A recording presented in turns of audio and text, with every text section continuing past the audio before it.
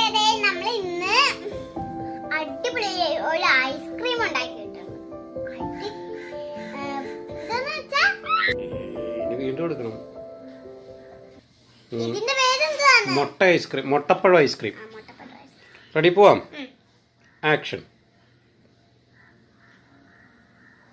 Hi കൂട്ടുകാരെ, ഇന്ന് നമ്മളൊരു മുട്ടപ്പഴം ഐസ്ക്രീം ഉണ്ടാക്കിയിട്ടുണ്ട്. എങ്ങനെയാന്ന് നമുക്കൊന്ന് പറഞ്ഞാലോ?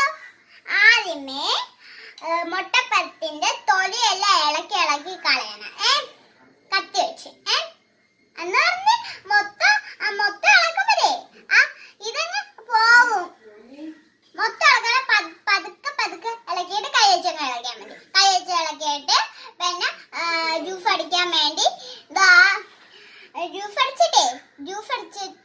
ജ്യൂസ് അടിക്കാൻ സാധനം ഇതാ. ജ്യൂസ് അടിച്ചിട്ട് ഇതങ്ങ് എടുത്ത് ഫ്രിഡ്ജ് വെക്കണം. നമുക്ക് ടേസ്റ്റ് ചെയ്ത് നോക്കിയാലോ? അടിപൊളി. അത് ജ്യൂസ് അടിച്ചു കഴിഞ്ഞിട്ടേ ഈ സാധനത്തില്ലേ, ജ്യൂസ് അടിച്ചു കഴിഞ്ഞിട്ട് ഈ ഫ്രിഡ്ജിലാണ് വെക്കേണ്ടത് ശരിക്കും. അപ്പൊ തണുത്ത് നല്ല ഐസായിട്ടിരിക്കും.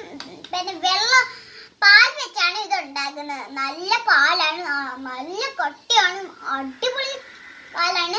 ഇത് നമ്മള് ഇതിൽ എന്തൊക്കെയാണ് നമുക്ക് വേണമെന്ന് നിനക്ക്